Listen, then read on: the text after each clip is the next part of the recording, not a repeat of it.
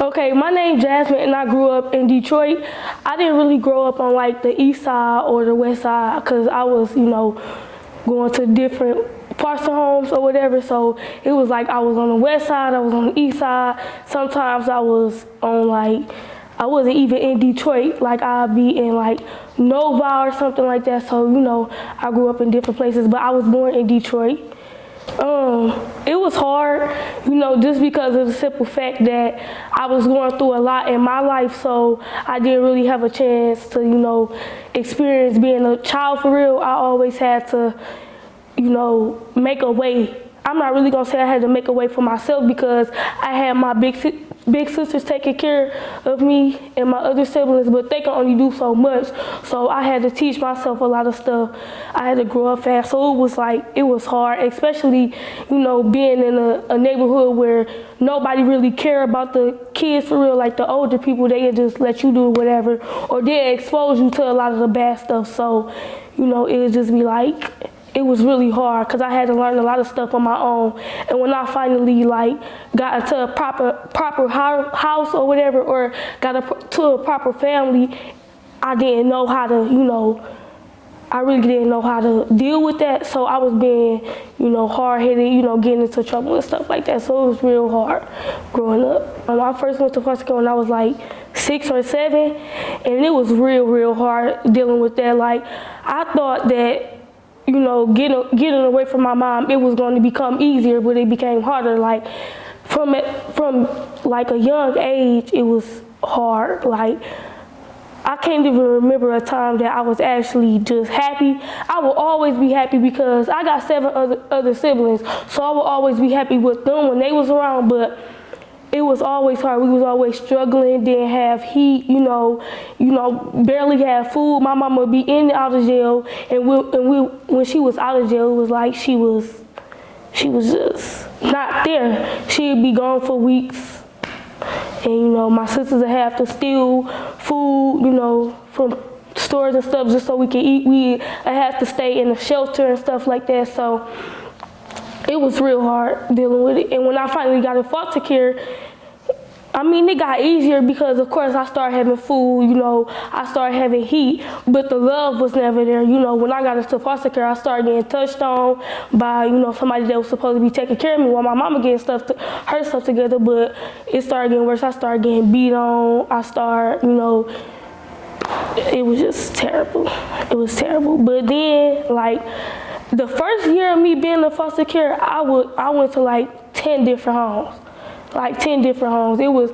I was leaving back to back to back just because of how I acted, just because of, how I was getting treated. And if I was getting treated bad, I would act bad. And they tried to put me on so many different medicines, tried to say I had ADHD, tried to tell me I was diagnosed with a bipolar disorder, I was depressed and stuff. So they tried to put me on medicine.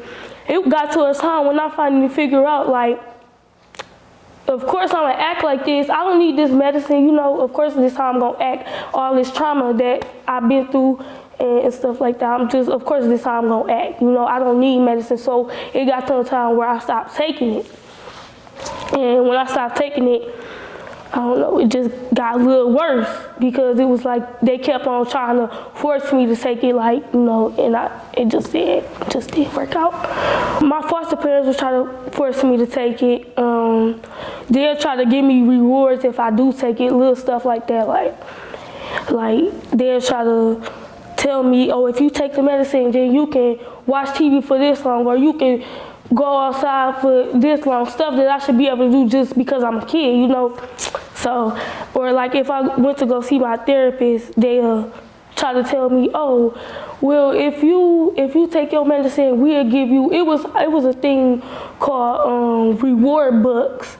And if I got the reward bucks, I could go downstairs in this little place and pick out any clothes I want, or shoes or something like that, So that's how they would get me to take my medicine. Up until my mom out there, she adopted me. So up until she adopted me, nobody at all. I didn't have nobody. I'm really trying to sit back and think, who could I turn to?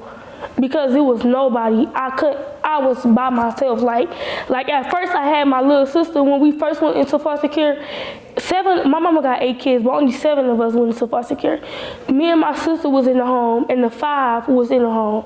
They was in the home together, and it was just me and my sister at first. And then when we started getting moved around, we got split up. Before it was me and her, but I couldn't really talk to her because I understood what was going on, but I didn't understand enough to talk to, my little sister. So I'm trying not to cry. It was real hard. Like I really didn't have nobody. So when I go to school, nobody would know what I was going through. Nobody, they didn't know I was in foster care. They didn't know anything unless like a teacher was talking about it or something like that. Because of course the teachers knew, but the kids, they didn't know. I'll go to school and be happy. I put a smile on my face. I just be happy, like. But people like the teachers, of course, had a clue just based on how I would act. I would get into fights, I would be disrespectful when I snapped like real fast. So they had a clue that I had some type of trauma. They'd try to talk to me, but I felt like they would only try to talk to me because it was their job to. So I didn't turn to nobody. I kept it all in, like, and I don't know how I did that. I really don't know how I kept it all in because up until I came into her home, like I think I went into her home when I was like 8 or 9, and she dealt with a lot with me, a whole lot. She is the only person in my whole life who never gave up on me, never, It was a point in time where I was so bad, and it's a thing called a 30-day notice when you in foster care or whatever, and she had put in, 30-day notice, but she always let me come right back. Because I don't know, I guess she just saw something in me. Like, she saw something in me that nobody else seen in me. Like, everybody would tell her to let me go and stuff like that, and she never did. She did for a moment of time, but I guess it was just to scare me, just so she can, like, you gonna leave if you don't. And I kept coming back, and I kept doing the same thing. So, yeah, it wasn't up until like 2018 that really just changed my whole, life. Like, I ended up going to jail for a little while, and she was there. And what made me really change is when I went to my court date the next day or whatever, and she was there, and I just looked at her, and she just had a look in her eyes that she never looked at me like that before. It was just a whole bunch of pain and hurt, and that made me change. Like, I didn't change right then and there. I had to go through a depression, and I had to go through almost killing myself and going through without eating, and then something just broke me. Like, I just, I couldn't do it no more. And it was a point in time where I was smoking weed real heavy. Like, I would smoke weed till I passed out, or smoke weed till I threw up or something like that. So it was bad. It was real bad. I was on the phone with this boy named Trayvon, and I consider him my brother, so I was talking to him, and I was like, I can't do this no more, and I was crying so hard. And I ended up getting off the phone with him, and he had stopped me crying for a while, but when I hung up, I just broke down again, and I was just like, oh my God, if I wake up feeling the way I'm feeling another day, it's really gonna be over. Like, I can't take it no more. Like, I was literally on my last straw. I was hanging on by a piece of hair. Like, I could not do it no more. And the next day, I was waiting at the bus stop to go to my probation office or whatever, to see my probation officer. And this is when I got out of jail and I was on probation and stuff. So I was waiting on the bus stop, and the bus was like 30 minutes late. And it never been that late before. And this lady had walked up to me, and she gave me this piece of paper with a church address on there and the church number on there. She was like, whatever you going through, you could call this number, come to this church. I'm like, and right after she walked away, the bus pulled up. I'm like, wow, okay. So I just got on the bus, and when I got off the bus, I walked into my little, the little office, and I had to use the bathroom. So I went in there, and this lady, she looked at me through the mirror, and she just looked at me like, it's like we connected eyes so quick, like, and she just looking at me. She turned around, she was like, can I pray for you? I'm like, okay, you can pray for me.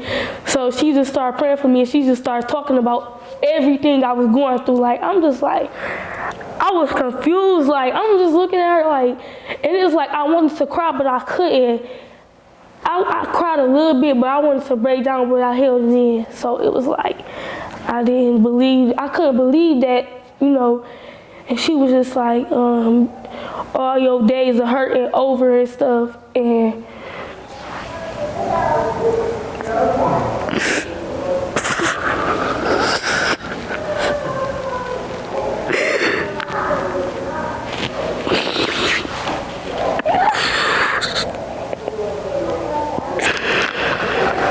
she just was telling me not, like,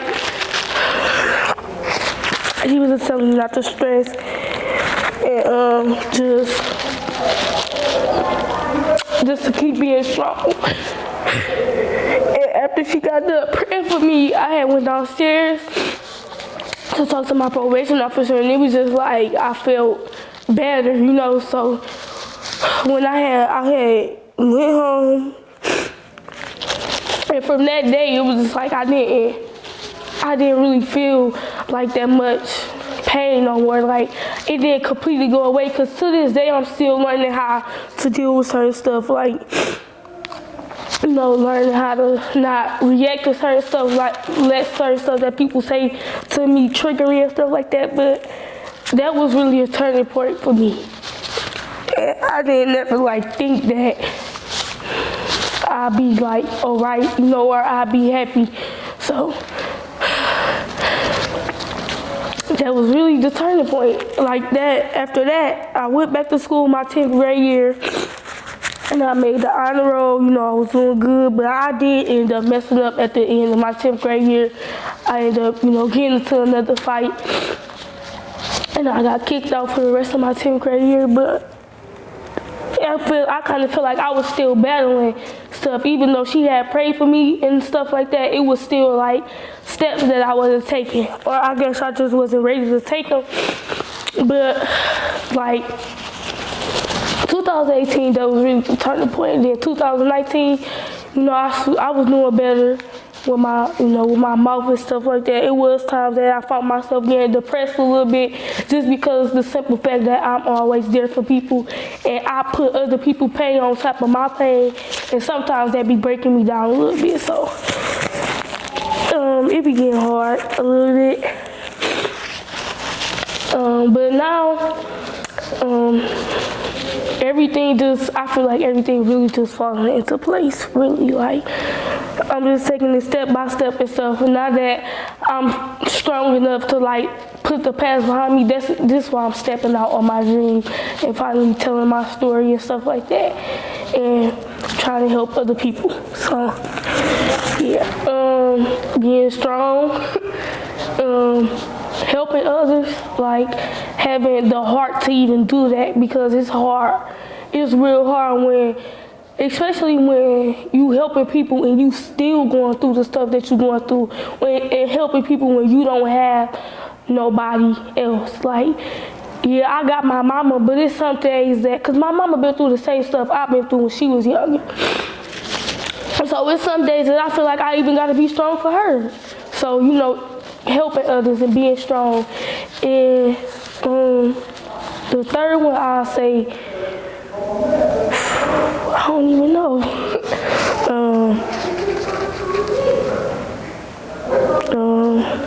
Being able to believe, I guess.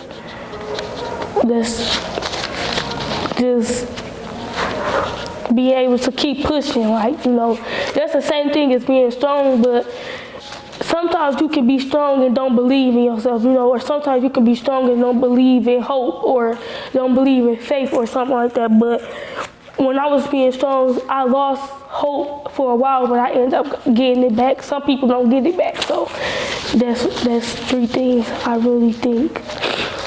I'm good at going around the world talking to millions of people, like just being the biggest motivational speaker out there.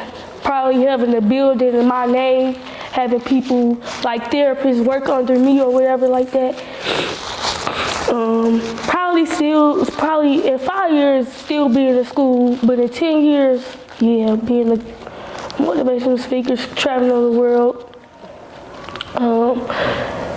Paying back my mama and just helping my siblings out, because I feel like I ain't trying to be cocky or nothing like that, but I feel like I'm gonna be the person in my family that bring my family out of the struggle that they had. So that's just what I feel like. So that's why I see myself just helping people. That's it. Really, just helping people and helping myself become a better me. That's where I see myself in 10 years. What I do is I pray. I pray. So I pray a whole lot. And I write about my life, and I keep rewriting the same story, or I don't even write, I type in my notes, and I keep retyping the same story, and I point out the things that's different in my story. Like I list the bad stuff that I got within me, and I list the good stuff, and I just start working on it, and I pick somebody in my life that I need to make proud, whether it's my mama, whether it's my little brother, or whether it's my sibling, whether it's a teacher. I pick somebody, or if it's myself, I pick somebody I gotta make proud, just so I can have something that I won't give up on, So things I would tell people,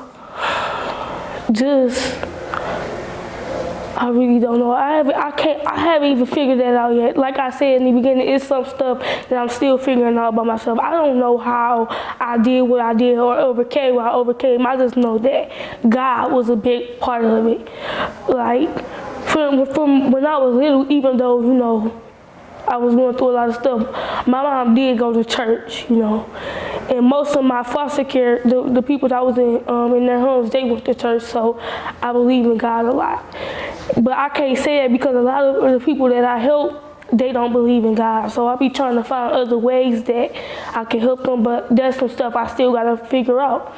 So I say just keep pushing. That's the only thing I can say, really, is stay strong. And if you can't stay strong for nobody, stay strong for yourself, because the bad situations, they make you, that pain make you, and all of the pain that you have been through, all of the negative stuff that's happened to you, and all the anger, take that and put it into something good. I don't care if you got one thing that you love doing. If it's only one thing that you're good at, if you're good at cooking, look up ingredients and take all that pain and start cooking up some for your family. If you're good at doing hair, get a group of girls and, start doing their hair, whether you doing it for free, whether you, doing it just, to get paid, do that. And whatever make you feel good, just focus on that. If it's one thing, if it's two things, cutting hair, doing nails, drawing, anything, just focus on that one thing and block everybody else out. If you sing it, you better sing it till you don't feel no more pain, just, if it's only one thing in your life that's good, focus on that one thing, because I feel like that one thing can save your life. It will really save my life. It's really helping people. And that was the one thing, because somebody always told me that they was counting on me. And I feel like if it wasn't for them people that told me, I'm counting on you, I wouldn't been able to be strong, because I always feel like I had to be strong for somebody else in my whole life, like I always. So I think that's how I did it. Being strong for other people. So that's the one good thing I had in my life for a while. This is what I can say, focus on that one good thing. It could be a million bad things, but if you just focus on that one thing and have a tunnel vision with you in that one thing, or you in that one situation or whatever, just keep pushing until you made it, until you made it with your dream, or you made it with that one good thing. That's what I would say. Just somebody to talk to, like girls and boys getting together, and they don't really, because some people don't, feel comfortable with telling their story, but just get people like me, more people like me that's open with their story to, all come together and, start putting, a word out there that, okay, you could come here. I think we need more places where people can go, where they feel safe and they know, like, I'm not the only one who's going through this stuff. I can turn to somebody, because a lot of kids don't have nobody to turn to, especially with the older generation. Like I said in the beginning, the older generation do not care. So if we have more people my age or a little bit older to just, guide us in the right direction, like y'all do, y'all come out to school and stuff. If we start doing that more and stick to it, not just let it be a one-time event, start coming weekly or bi-weekly or even 2 times a month, just sticking to something, because kids like me that been through the same stuff I've been through, they used to people just doing it one time and leaving. Doing it 2 times and leaving. They need somebody they can count on that's not gonna leave at all. So like having somebody in the school that they can just go to anytime, that they feel like that's just not doing it for a check, or that has actually been through something. So I feel like if we just had more like, how can I put it, like, just the stuff that y'all do, just do it more often. Like, come to the schools more often, talk to kids more often, or like just anything. That's the only thing I can think of, because if we had more people that we could at least talk to, I swear it would be a lot better, instead of people just having to hold it in. It's impacting it so much, like, and it's so terrible. And I feel like some people don't even be doing it just because of they going through something. I really feel like they doing it just because they see, once again, the older people doing it. They hear it in the songs, or they see their uncles or their brothers doing it. It's terrible. And then it's like they be bragging about it. Like, it's just okay, not knowing, they don't know that that's killing them in the long run. Like, I feel like that's another thing. If we had better people that's, leading us in the right direction, it wouldn't be as bad as it is, but it's very bad. And it's so easy to get it, like, as long as you got money, you can get it. And that is terrible. It really is terrible. I don't know how to explain it. It's bad. People in my school, they come to school like high off that stuff all the time. They are sneaking in the schools all the time. So it's like, it's not good. Lean, Xanax pills, they pop them, and they just pop them like it's nothing. Like, I don't know. And weed, I'm not gonna lie, I don't think weed is that bad, but it's bad. Like, it be messing with, because when I used to smoke, it make me a little slow. Like, I forget stuff, and I'll be in school, like, it did used to, like, make me focus, but I just zone out so fast sometimes. So, and then it make me forget to do a lot of stuff, and all I used to want to do was sleep, really. So I feel like lean and the pills and weed is one of the 3 biggest drugs right now, especially in my community.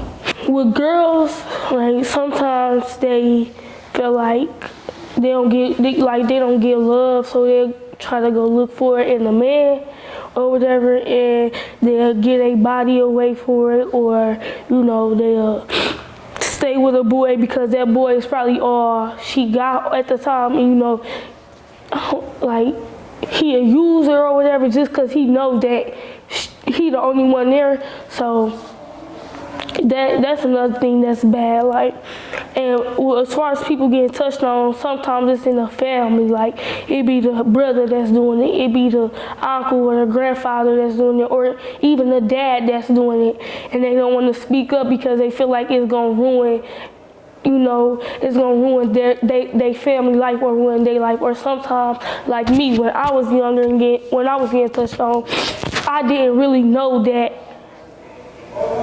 it wasn't supposed to be happening to me because nobody really told me that it wasn't supposed to be happening to me. So I just, let them do it because I didn't know.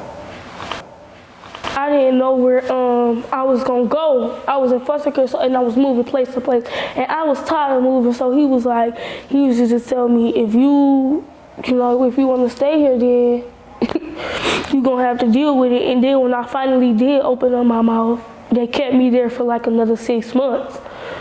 So I feel like it was for nothing, and that's probably what other girls feel like. People do not be believing when girls say that somebody is touching on them. And not only girls, with boys. Like, a lot of boys have been touched on and they don't want to speak up because people probably gonna call them gay, or they expect just because you're a boy and if an older woman did it, you suppose that's okay just because it's a woman and you a young man, and it's not okay. It's not okay. I feel like that's why a lot of people got a problem with self-esteem, just because of that situation. Sometimes the mamas don't be believing the daughters, or, I don't know, it's just real hard because when you speak up about it and nobody believes you, that's bad. And if you speak up about it and and they keep you in that same situation, that'll make you feel so terrible, So I feel like that's a big problem. We need to have more resources where we can actually step out and talk about it. Like, whether we can text somebody without them knowing who we are, or call somebody without them knowing who we are, just to, we really need to have more resources when it comes to that. Because that's exactly why a lot of people turn to drugs or turn and get into a depression and stuff like that, because, like I said, they don't have nobody. So, yeah. If I have anything to do with it, I feel like it's gonna be a big change. Like, because I know a lot of people, like I said. So if everybody can just come together and just, know that they got somebody, that is really the main thing. Like, knowing that you could turn to somebody, you won't really have no pain because you got somebody there for you. So I feel like once everybody just start knowing, okay, I'm not in this alone, everybody will start coming together and start, trying to get the community together as one, or trying to, even fix up, where they stand or anything like that. I feel like if people just believe that it will be better, then it's going to get better. Because sometimes I even be thinking to myself, like, Jasmine, is your dreams too much? All you want is good in people's life. Is that actually gonna happen?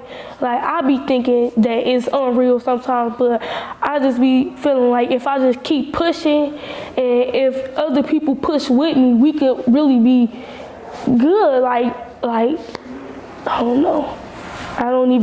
My dream's so big that I don't even know how to describe them with words. So it's hard. I'm trying to describe it as good as I can. Well, right now, like I said, I made my Instagram page, and if y'all posting this, y'all can follow me on Instagram. My Instagram name is Jasmine Shante, and that's 3 E's, SHANTEE, and Jasmine, JASMINE.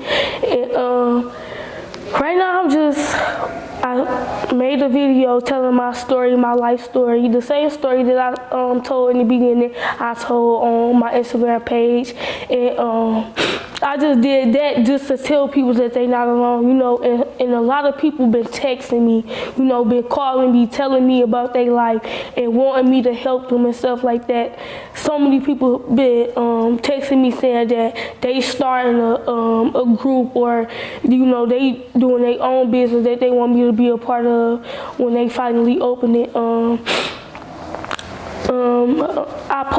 After I posted my video, I posted something about, like, I'm gonna be doing things throughout the week, like after I get out of school, like motivational Mondays and talk with Jazz Tuesdays and words of wisdom Wednesdays, you know, think it out Thursdays, and on Fridays I was gonna do forgive and finish Fridays. So that's just something that I want to do, because, like, if you working with somebody every day of the week, they can take that and, you know, start pushing forward with it. Like, for instance, like what I said, what I was gonna do with Words of Wisdom Wednesdays, I was gonna post on my story on Instagram and just, you know, post something about, you know, little quotes from a song that I think could push people to do better, or it could be a verse from a Bible or something I made up, or something that they want me to post, you know.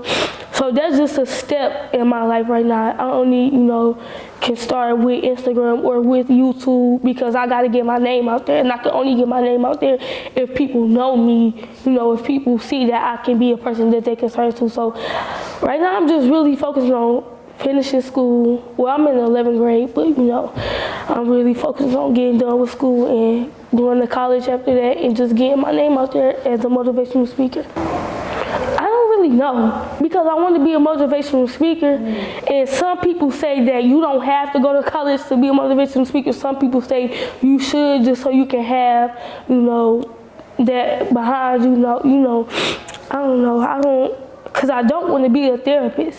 I want to be bigger than that, so I don't really know what I'm going to go into college and study.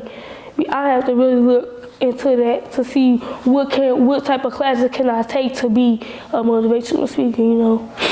I probably is going to have to start out with being a therapist, though, but I don't know. No, just make sure y'all follow me on Instagram.